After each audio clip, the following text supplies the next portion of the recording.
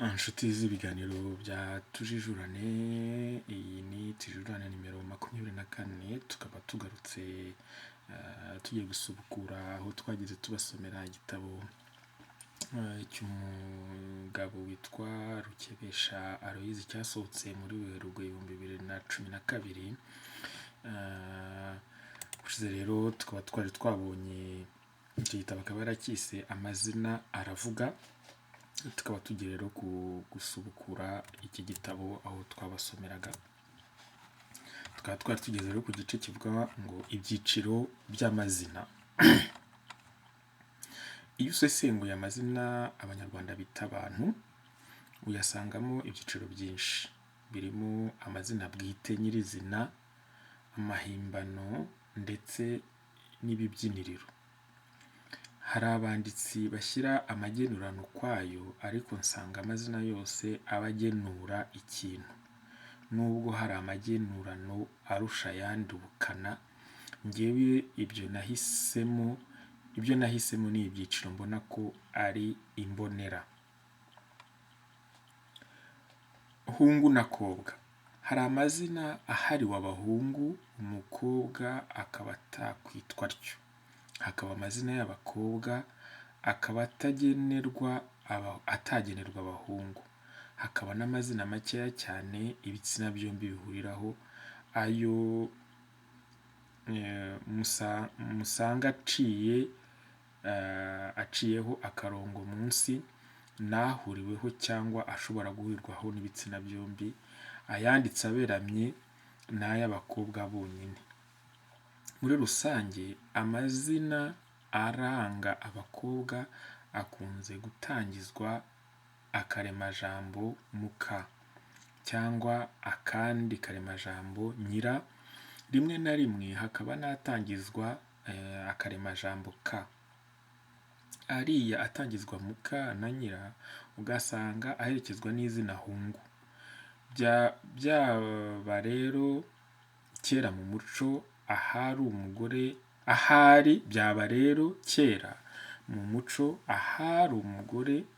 umugore yaba yarigeze kwitwa izina ry'umugabo we nko mu kizungu. Iki ni ikibazo Rukebesha yibaza.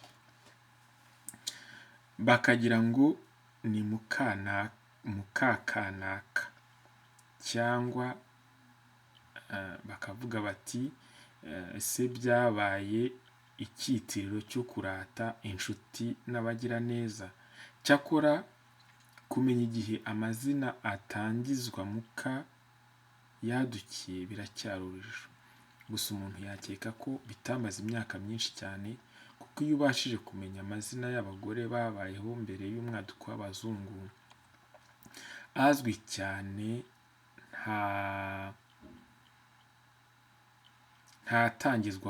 ntatangizwa gutyo. Mu ya kera tuhasanga amazina nka Gasani, Nyakanga, Robwa, Ndabaga, Benginzage, Bwiza n'andi nkayo. Aha rero haragomba abahanga mu mateka.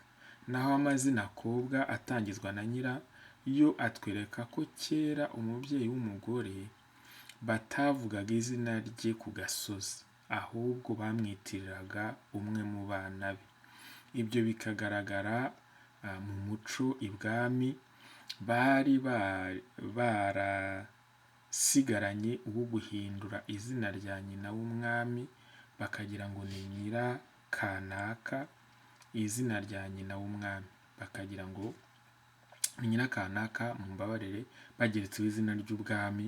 Uretse kuri Mutara bagiraga ngo nyina yiswe Nyiramavugo, ntibavugaga Nyiramutara. Abandi twumvise mu mateka ni Nyirayuhi, Nyirakigeri, Nyiramibambwe. Ariko no mu mandwa tubisangamo, ndetse no ku bindi bihangange byabayeho kera. Twumvise ko habayeho Nyiraryangombe, nyina wa Ryangombe. Ariko iyo umuntu arebye mu mateka usanga amazina bwite atangizwa nyira yarabayeho kuva kera cyane, mbere y'uko aya muka abaho. Iyo bavuga amateka y'abami n'aho bakomotse, dusanga baragize ba nyina batangizwaga na nyira, bikaba byarabaye mbere y'umwaka w'igihumbi. Mbese mbere ya Gihanga no mu gihe cye havugwaga nka Nyirarucyaba ubyara Bacyaba na Nyirampingiye nyina wa Rutsobe, isoko cyangwa se isoko y'Abatsobe, kandi abenshi bavugwa mu Basinga, bamwe mu Basangwabutaka. Amazina y'abahungu yo kenshi akunze gutangizwa n'uturemajambo mu, ru, rwa, sa, se, nya, nyiri, ugasanga amenshi asa naho ari ibisingizo, ibigwi n'intego. Akaba yemeza imiterere cyangwa ubugiri, ariko hakaba n'atangizwa impakanyi si na nta. Ntiriwe ntanga ingero, ahangaha wakwirebera ku rutonde rusange, urasanga menshi asa naho ari ibisingizo, ibigwi n'intego. Andi akaba aranga ibiriho ubutunzi cyangwa ibyabaye, nka Samvura akaba ari uwavutse imvura yabonetse cyangwa yabaye nyinshi, Semasaka akaba yaravutse babiba amasaka cyangwa se yeze, Sebukayire izina ryaba rikomoka mu Bahima rikaba rirengurira ku mutunzi wa hafi Nyirinka, Beninka. Reba Mbonyubwabo Edouard aho adusogongeza ku bushakashatsi bwa Munyakazi Leopold. Turebe noneho amazina aranga imibereho n'imibanire. Kubera ko umuntu ataba wenyine, abana n'abandi, hari amazina amenyesha uko umuryango wari umerewe igihe umwana yavukaga. Akaba ndetse natubwira uko abandi bari bamerewe. Bantuye ahaga, batuye mu Mbazi, ntaho ntuye, Sibomana, Sikubwabo, Nabavugirije, ni ukuvuga kitagira ibanga, n'ayandi bita amagenurano, abatuburira cyangwa ndetse acyurira abaturanyi n'abamenyi. Muri iki gihe hari impaka mu Banyarwanda benshi bo mu gihugu imbere bibaza niba amazina nk'ayo akwiye gukomeza. Ibyo tugaya mu muco wacu twabicira urubanza, kuko nta tegeko ritubwira kwita umwana izina iri n'iri. Gusa ikibazo kiba kuri ba bandi bashaka kwigana abazungu ngo bitwa abasirimu, cyangwa babitewe no kumvira amategeko yo mu gihugu cy'abazungu, kuko igihe ubamo bagutegeka kwita umwana wawe amazina wavanye mu gihugu cy'amavukiro.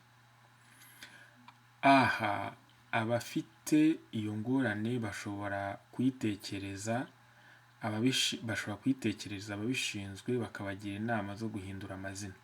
Gusa njye mbona uwashaka kubahiriza imico yombi, igihe bitabangamiye izina ababyeyi be bamwise, yakwemera ko umwana we basangira iryo zina, none icyo basaba ngo ni preno, we akaba yagisimbuza izina rya Kinyarwanda yishakiye.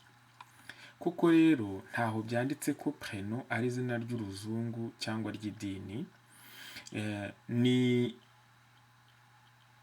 irigomba gutandukanya abantu basangiye umuryango.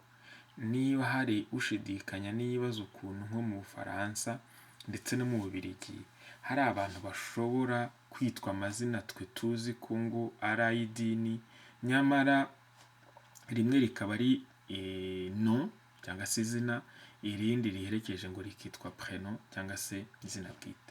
Nigeze kugira umwarimu witwaga Jean-Jacques Robert, iri rya nyuma ari no de famille cyangwa se izina ry'umuryango mu Kinyarwanda. Ingero ni nyinshi. Tugeze ku gice umwanditsi yise kubaho ni ukuramuka. Hari amazina atubwira uko umunyarwanda yatekereje imibereho ye ya buri munsi n'agaciro k'ubuzima. Akaba yagira ati: haguma, agatsi, rusenge, iragenderwa. Izina haguma rikaba rityo, cyangwa se akaba ashaka kuvuga ngo haguma amagara, ibintu n'ibishakwa. Hari abagira bati mbaru bukeye, mbese nuko ababona ubuzima mu bandi bumugoye, ntagire ubwo agira imigambi y'igihe kirekire. Na mbona bucya ni izina rigusha kuri iyo ngingo. Amazina akomoka ku rupfu mu bantu. Urupfu rwabereye abakurambere bacu ikintu cy'urujijo kandi gihoraho. Urupfu ruratinywa. Urupfu hari ubwo rugira abo rubonerana ntirutume umuryango ugwira. Urupfu ariko si urw'umwe. Iyo bashatse kurutsirika ngo rutagaruka, abana bavutse bakurikira abapfuye bagira amazina biranga. Rwanze gushira, ntirugira imbabazi, ruhora ahabona. Ayo natwereka ko urupfu babuze uko barugira kandi ko rutababarira. Iyo byakomeye basa n'ababwira urupfu ko noneho ruzasanga atari umwana uhari kuko atagira izina. Nibo twumva ngo nzamwita akuze, ngo sinteruye, n'ayandi nk'ayo. Urwo rupfu rwabereye abantu akayobera, nyamara hari abarwifuriza abandi. Igisubizo tukagisanga nko mu mazina: si urw'umwe, kandi ntiwaruha ruswa, ntirugurirwa. Ariko nanone umunyarwanda ati: umubi si ugutuka, ahubwo ni ugutuka gupfa utabyaye. Hejuru y'urupfu ariko hari Imana igasumba n'abantu, ikabarusha intege, akaba ari nayo irora bya nyabyo, mbese itaba mu manjwe n'amatiriganya nk'abantu. Amazina rero akomoka ku Mana y'u Rwanda. Barayivuze mu mazina kuva kera, kuko no mu mazina ya mbere y'umwaduko w'abazungu Imana yahawe umwanya, ariko akenshi bikaba birengurira ku byo baraguzaga bashaka umugisha w'Imana. Ibyo nabyo bakabyita Imana, ariko akenshi ukabisanga mu bwinshi ni Imana zeze, bati ziragoboka. Nyamara kandi bagakeka ko iruhande rw'Imana nkuru hari n'izindi mbi. Ibyo biterwa n'uko babonaga nk'akaga ibirema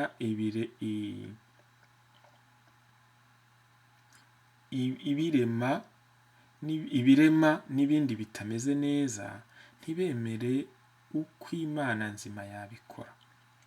Bati zirema kwinshi, izo ni za rurema nkwashi.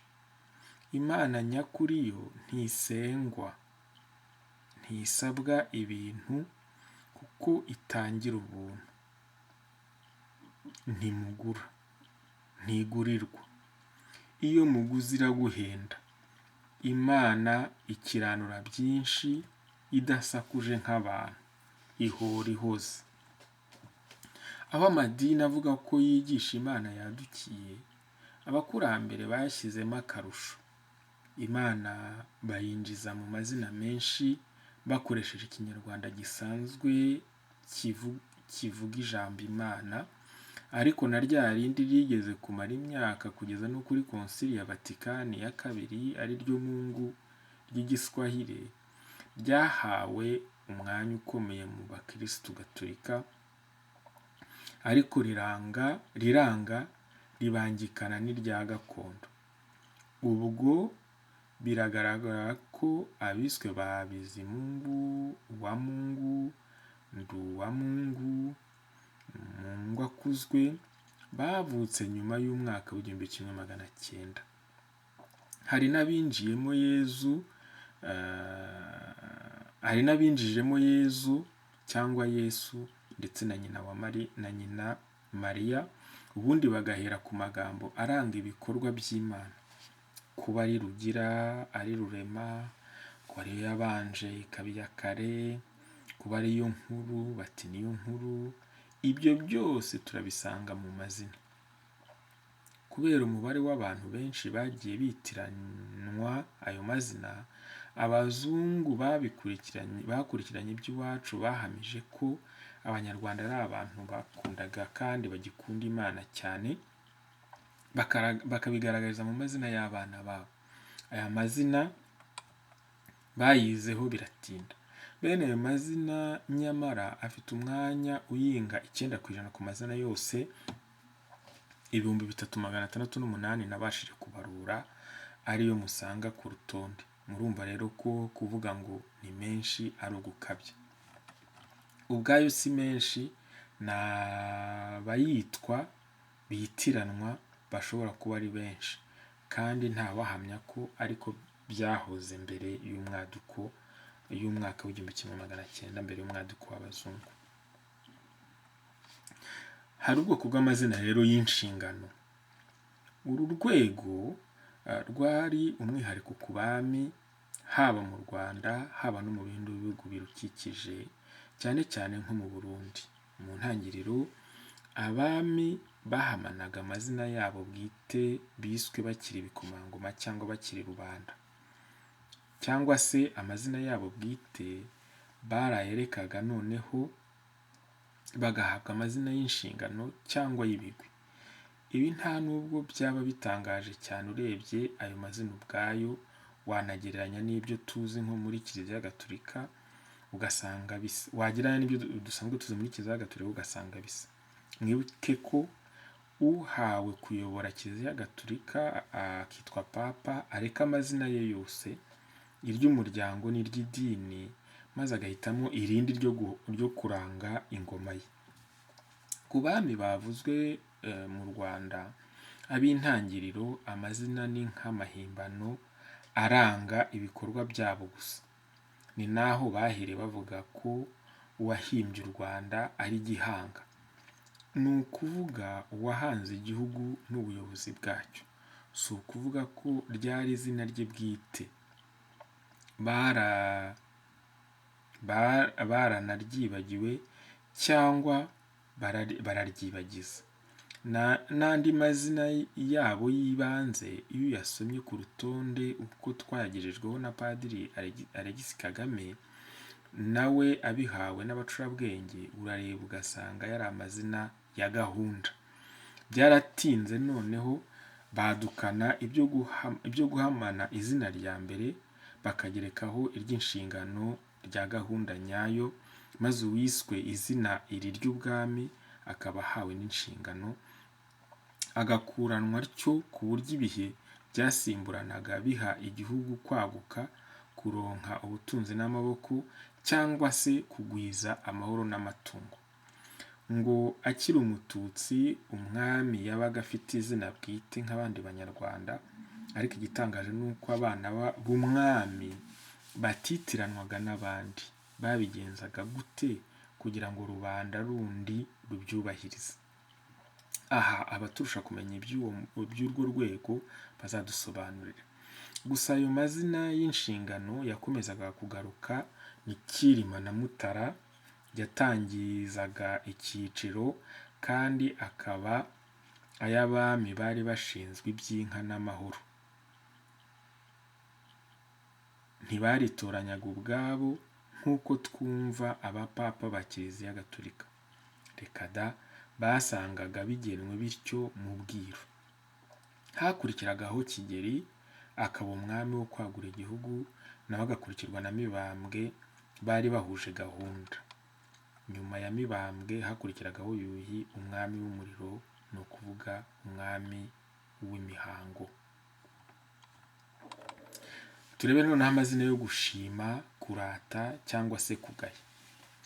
Kubera ko ubutware n'ubutunzi byatumaga abaciye bugufi babukuraho imigisha. Akenshi abanyarwanda bagaragazaga ishimwe ryabo mu mazina, bakagaragaza n'ibyifuzo byabo.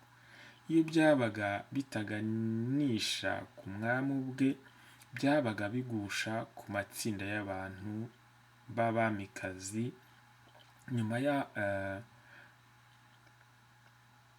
Nyuma yaho haje kwaduka n'abazungu bagize uruhare mu mibereho y'abantu, nabo bakavugwa mu mazina. Haje n'amashyaka ya politiki n'amahindura mu mitekerereze y'igihugu. Ibi byose tukabisanga mu mazina y'abanyarwanda. Reka dutange ingero. Ku byerekeye umwami, habaye amazina nka Nkunzumwami, Bigirumwami, Hakizumwami, Ndibwami, Nzagibwami. Habagaho n'abitirirwa izina ry'umwami wimye cyangwa se basanze ku ngoma, ariko ayo mazina agaharirwa gusa abakobwa. Hari ba Mukakigeri, ba Mukamutara, ba Mukayuhi. Bikagarukira kuri ayo mazina y'ubwami gusa, ntibyadukira izina umwami yitwa akiri umututsi. Ntawigeze yitwa Mukamusinga cyangwa Mukarudahigwa. Nabwo kandi birindaga kuba bakoresha akaremazina nyira, kuko kari gahariwe gusa umugabekazi. Hari n'urwego rw'ibikomangoma rwamenywe mu majyepfo y'u Rwanda kubera kubana n'u Burundi, cyangwa se u Burundi bwarigeze kuhatwara. Urwo rwego ni urw'Abaganwa.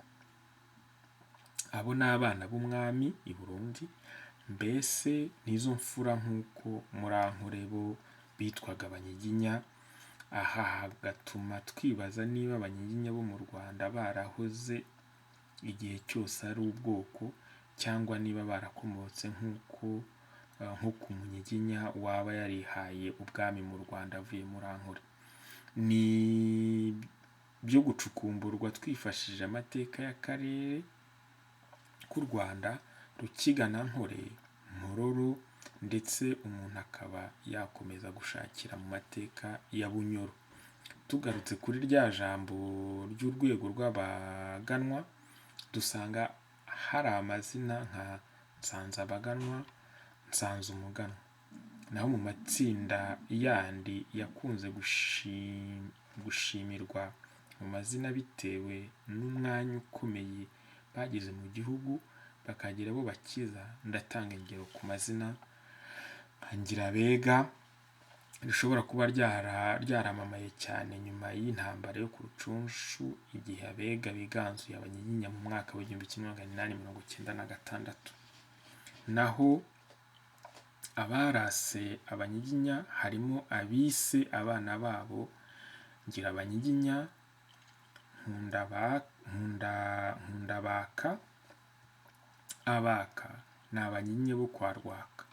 Naho ku bwoko bw'Abagesera, twumva amazina Kagesera, Mugesera, Nyirabagesera, nyina w'Abagesera n'andi.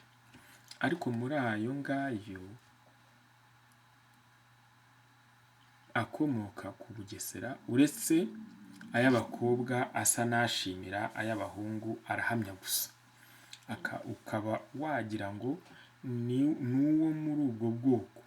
Uretse ayo moko, Abanyarwanda banaremye amazina avuga za nzego eshatu zageze aho nazo zikitwa amoko. Izo nzego ni Ubututsi, Ubuhutu n'Ubutwa. Impamvu mbyita inzego ni uko usanga muri ayo moko kamezamiryango hahurirwamo n'Abahutu, Abatutsi n'Abatwa. Kumenya neza uko iby'Abatutsi n'Abahutu byadutse biragoye.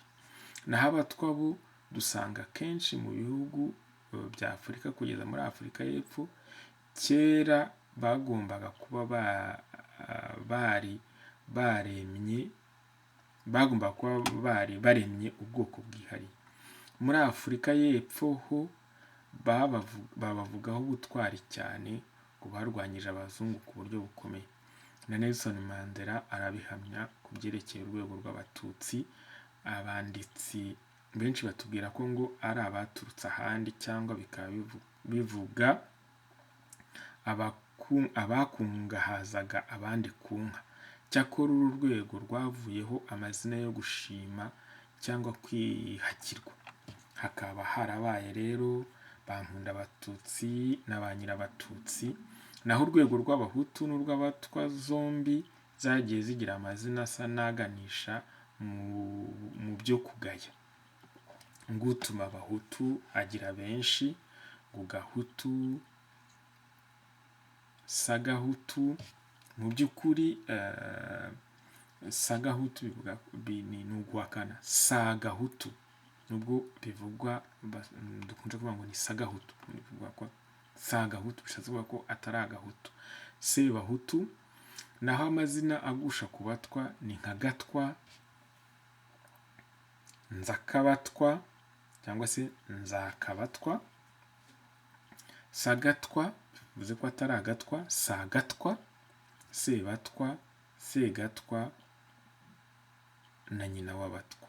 Aha rero biraruhije kumenya icyo abayitaga babaga banenga cyangwa barenguriraho, keretse nk'abayiswe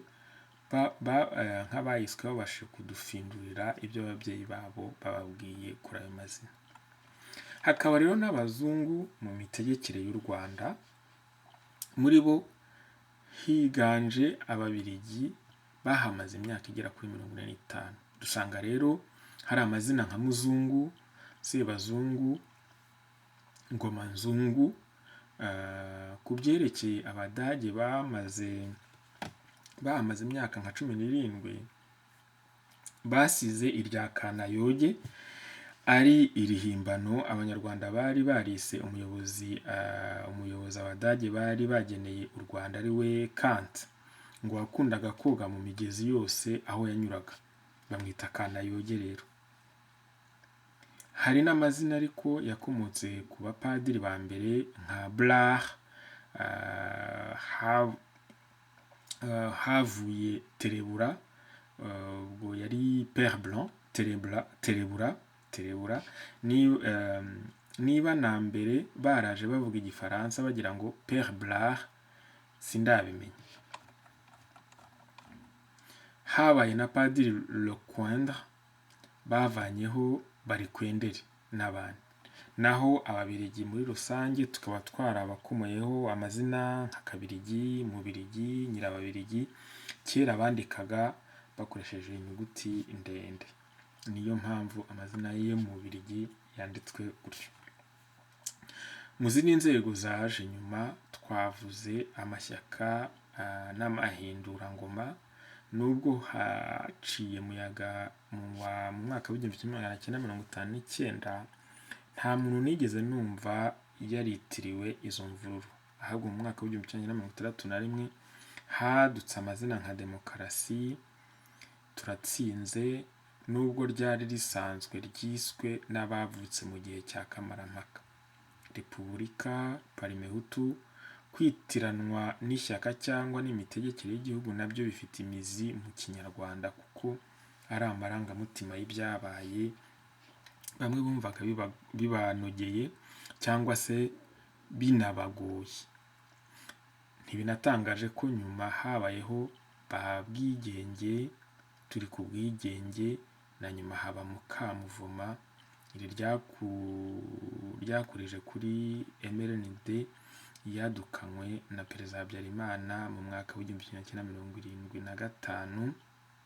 Uwumvise ko amaza aya n'aya afite uruhare mu buzima bwe, haba ubwo akurizaho izina yita umwana we. Tukaba rero duhagarikiye hano ikiganiro cy'uyu munsi. Murakoze, nawe utaha.